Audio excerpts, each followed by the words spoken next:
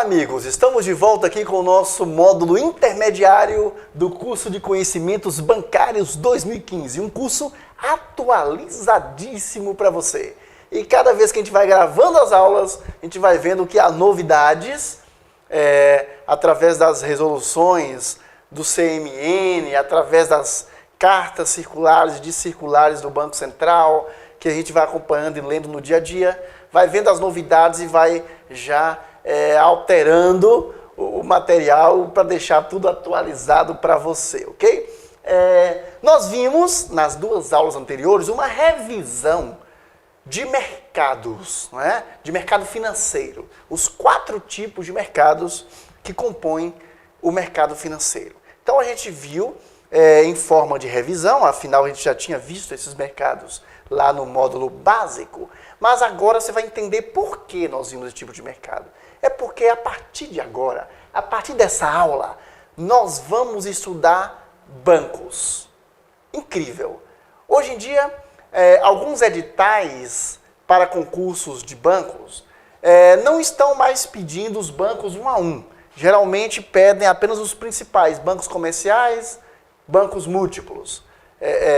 Pedem os principais. Mas, cuidado, porque se o seu edital, mesmo que o seu edital não cobre bancos, um a um os tipos de bancos, eu sugiro a você que estude, tá? Os tipos de bancos. Se o seu edital cobra, lista um a um, todos os tipos de bancos considerados aqui no Brasil pelo Banco Central e o CMN, se o seu edital cobre, fique atento, porque as questões poderão vir realmente de forma aprofundada. Então, tanto um caso quanto o outro, é bom que você estude comigo os vários tipos de banco. E antes da gente falar sobre os vários tipos de banco, a gente precisa definir o que é banco.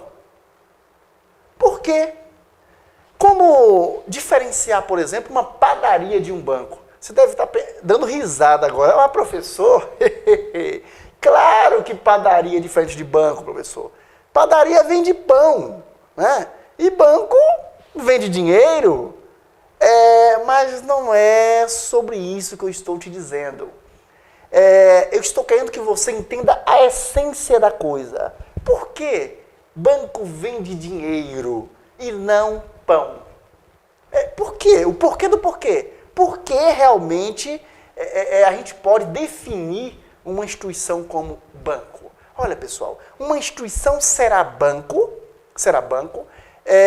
se ela capta valores, se ela capta recursos de agentes superavitários e empresta a agentes deficitários.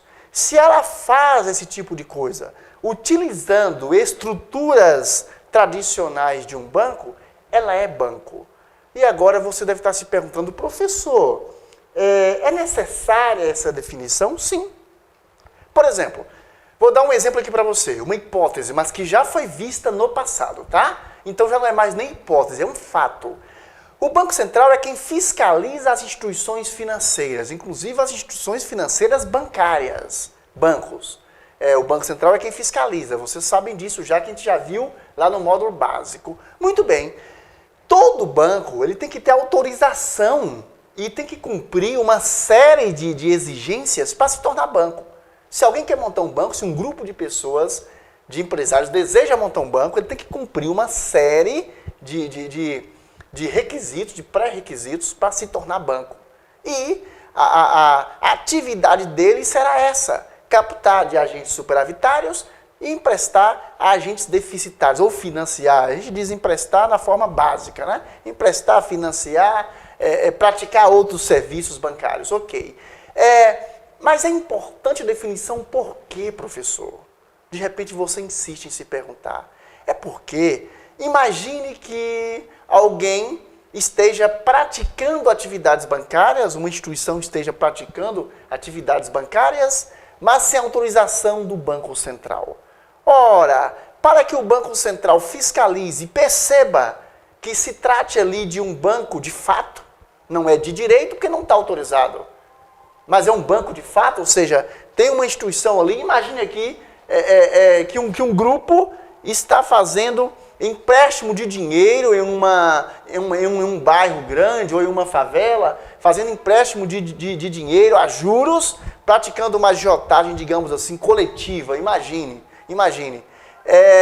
Ora, ele não foi autorizado pelo Banco Central, não está cumprindo as regras, mas está praticando atividade bancária. Então é preciso que a gente saiba a definição para entender.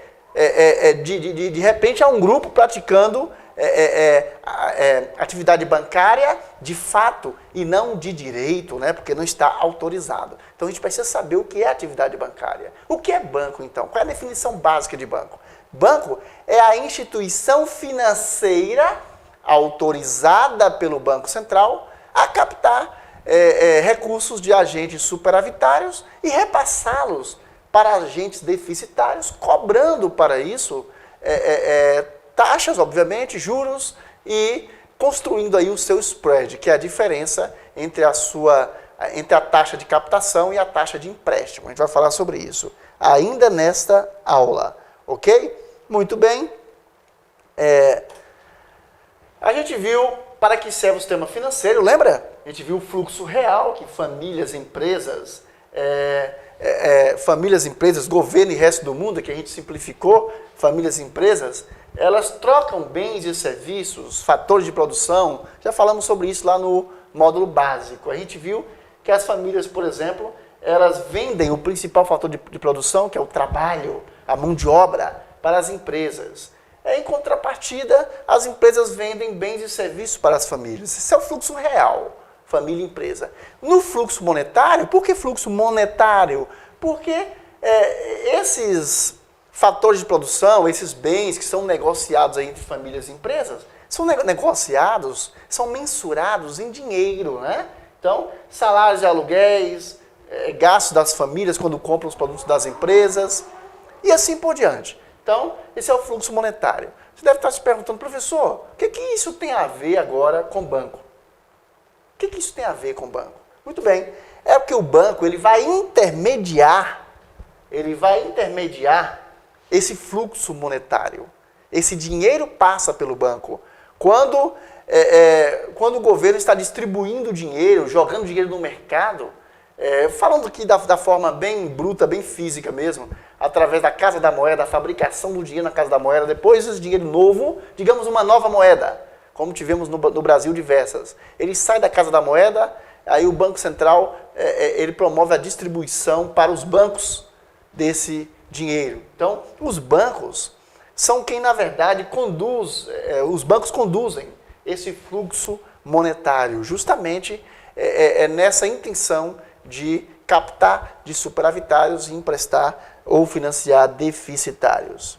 Ok, já adiantamos o slide. O que é banco? Fizemos a definição e já falamos sobre agentes superavitários e deficitários. Só revisando, agentes superavitários são aqueles agentes que possuem dinheiro, né, valores para guardar. São agentes que têm superávit. São agentes cujas despesas foram menores do que as receitas. A renda dele foi maior do que o que ele gastou. É o que todos deveriam fazer. Então ele tem superávit. O deficitário já é o contrário, né? Ele gastou mais do que ganha, e aí neste caso ele tem déficit, deverá procurar o banco. O papel dos bancos. Nós já falamos também, já falamos isso aqui quando falamos lá no módulo básico, né? A gente chegou a falar isso aqui, agora a gente se aprofunda. O papel dos bancos. Então, eles captam de agentes superavitários para emprestar a deficitários. Agora, olha que interessante. Temos agentes superavitários que emprestam aos bancos, tá? Quando alguém guarda dinheiro no banco, quando alguém aplica dinheiro em banco, ele está emprestando ao banco. A linguagem econômica é essa. E o banco empresta aos deficitários, ok? Bom, o banco ele vai ter que assumir riscos.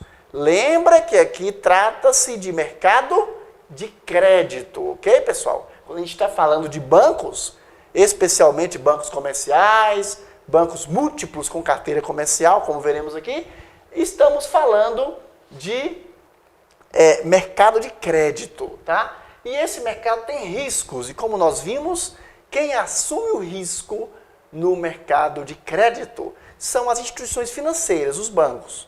Ora, se você já ouviu falar de garantias, garantias reais, garantias fidejussórias, fiança, aval, você deve estar se perguntando, professor, mas o banco assume o risco, não seria o avalista, não seria o fiador?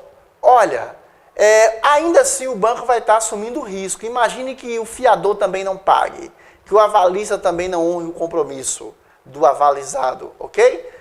Então, ainda assim o banco estará assumindo o risco, tá, pessoal? No mercado de crédito, o risco é assumido pelas instituições financeiras. Que risco?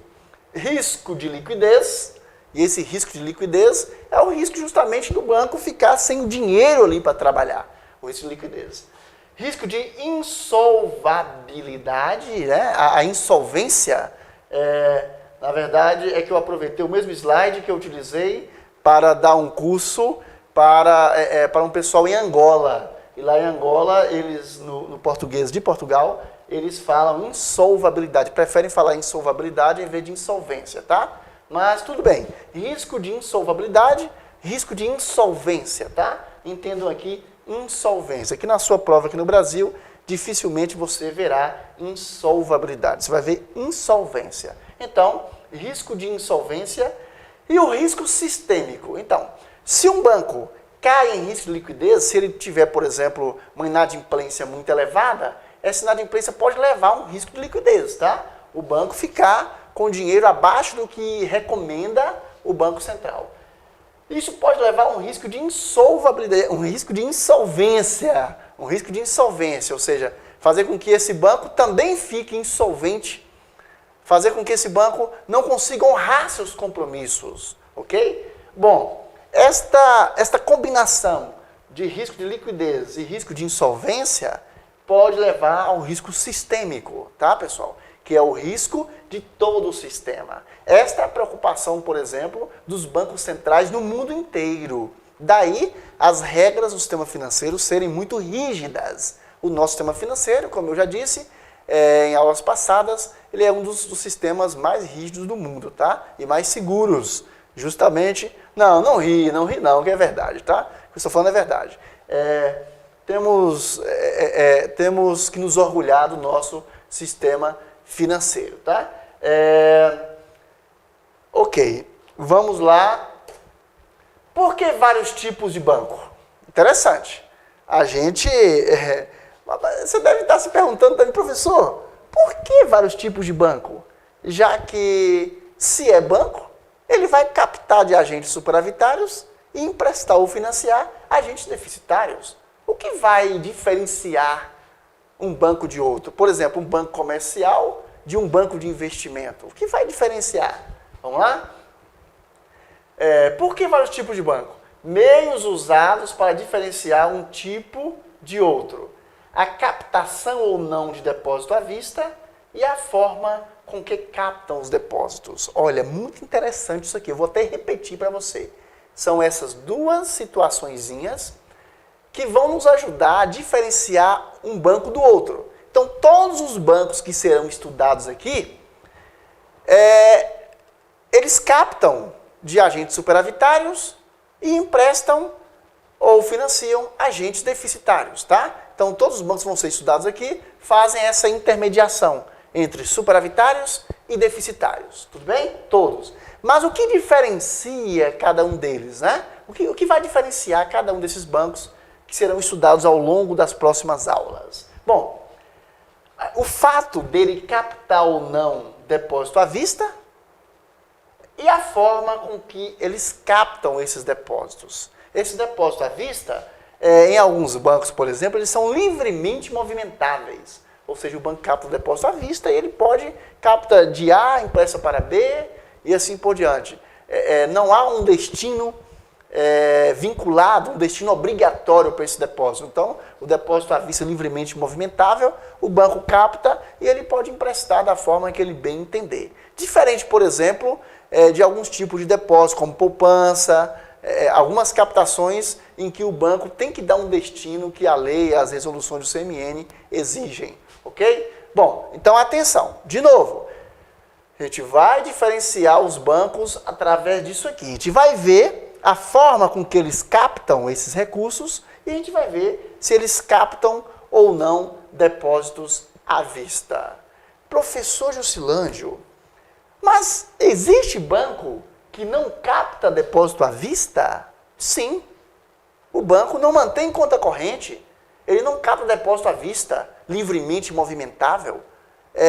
Por exemplo, um banco de investimento, ele não capta, vamos falar melhor aqui, banco de desenvolvimento, para ficar mais fácil, investimento também, desenvolvimento fica mais fácil para a gente entender. O banco de desenvolvimento, ele não capta depósito à vista livremente movimentável. Você não tem como abrir uma conta corrente num banco de desenvolvimento para poder movimentar, depositar o dinheiro e movimentar. Então, só esse fato, por exemplo, já vai diferenciar um banco de desenvolvimento de um banco comercial. Porque um banco comercial, ele capta depósito à vista livremente movimentável. E a forma com que a captação é feita também diferencia. Porque o banco comercial, atenção, o banco comercial a gente vai ver que ele capta sim depósito à vista, ele capta depósito à vista livremente movimentável. Mas a forma com que ele capta vai dizer se ele é um banco comercial comum ou se ele é um banco comercial cooperativo. Estão entendendo? Então, a gente vai sempre pautar nessas duas características para poder dizer que tipo de banco, de que tipo de banco nós estamos falando. Muito bem, os bancos e o spread. O spread bancário é a diferença entre a taxa de empréstimo e a taxa de captação. Por exemplo, o banco capta a 1%, vou dar um exemplo aqui, a 1%, você vai lá, aplica o seu dinheiro, você é superavitário, tem dinheiro para guardar, você vai lá e aplica, o banco capta de você te pagando a 1%. Mas quando ele vai emprestar, ele empresta 9%. Qual é o spread? A diferença. 9 menos 1, 8. Ok? Então, o spread bancário é a diferença entre a taxa de empréstimo que o banco faz aos deficitários menos a taxa de captação que ele capta dos superavitários. Ok? Os bancos e o spread. A construção do spread bancário, a gente vai mostrar no próximo slide como é feito. Spread versus lucro, cuidado, não diga que o spread bancário é lucro, spread bancário não é lucro. O lucro advém, obviamente, o lucro vai ser construído, lucro, pessoal, é receita menos despesas. Obviamente, quanto maior o spread do banco, muito provavelmente isso vai influenciar positivamente no seu lucro. Mas spread não é lucro, porque do spread bancário, desses 8% que ficaram, ele captou a 1 e emprestou a 9, ele ficou com 8, desses 8%, ele vai tirar, por exemplo, as suas despesas administrativas, pagamento de salário, bancos têm despesas, energia elétrica e assim por diante. Então, qual é a composição do spread bancário? Vamos lá? Bom, o banco terá custos administrativos, que a gente colocou aqui X%, qualquer valor, O banco terá inadimplência, muita gente vai tomar emprestado e não vai pagar a inadimplência. O banco tem os compulsórios, que são os valores que eles são obrigados a recolher para o Banco Central. Já falamos sobre isso quando estudamos o Banco Central. Os depósitos compulsórios, inclusive, são um instrumento de controle monetário, já falamos sobre isso, lá no módulo básico. Os impostos que ele tem que pagar e outras despesas. Aí, ele terá um lucro de K% quando ele tira, quando ele tira as despesas da receita. O que sobrar é lucro. Então, não confunda esse spread de 8%, que a gente calculou aqui, 9 menos 1, 8%, com lucro. Spread não é lucro, ok?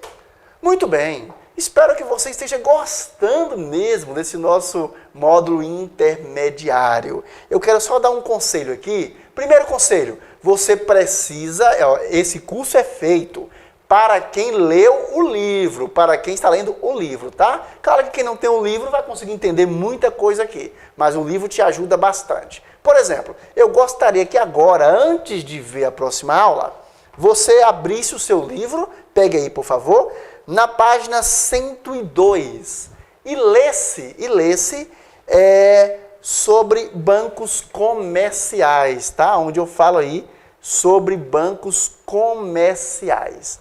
Gostaria que você lesse sobre bancos comerciais e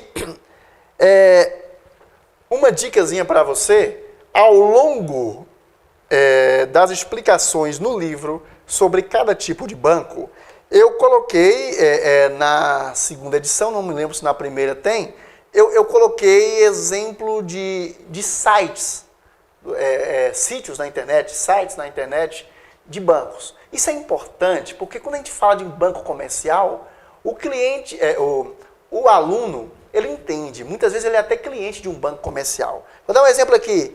Banco da Amazônia, né? Que tem carteira comercial. Hoje em dia é difícil você achar um banco puramente comercial. Se bem que o Banco da Amazônia, eu considerei aqui no livro um banco puramente comercial. Ainda coloquei uma nota de rodapé aqui, olha. Olha aqui, eu coloquei exemplo de bancos puramente comerciais. Ou seja, aquele banco que só tem a carteira comercial, tá? Eu coloquei alguns exemplos aqui. Embaixo eu coloquei uma nota de rodapé, a nota de número 13, tá aí. Com o surgimento dos bancos múltiplos, ou seja, de múltiplas carteiras, que aí vai ter a carteira comercial, carteira de investimento, carteira de desenvolvimento e tal. Com o surgimento dos bancos múltiplos, de múltiplas carteiras, diversos bancos comerciais tradicionais se transformaram em bancos múltiplos com carteira comercial. Aí eu cito para você, olha, Banco do Estado de Santa Catarina, Banco Máxima S.A., então tem alguns exemplos de banco aí, tá? Para você entrar no site e dar uma olhada. Professor, mas eu conheço o site de banco, eu não preciso fazer isso. Tudo bem. E quando eu falar para você aqui na nossa aula sobre banco de desenvolvimento, você já entrou no site de um banco de desenvolvimento? É bom entrar. Entre, dê uma olhada nas primeiras páginas para saber com o que ele trabalha, para você perceber que vai bater com as nossas aulas aqui. Então, eu gostaria que você acessasse um pouquinho os sites que são mostrados aqui no livro, tá? Para você se inteirar e relacionar aquilo que está sendo explicado, tá bom? É isso aí. Se você quiser também estudar sobre, sobre os outros tipos de banco cada vez antes de começar a aula, melhor ainda. Você pega, dá uma lida, em seguida assiste a aula, ok? É isso aí. Eu espero você na próxima aula. Até lá!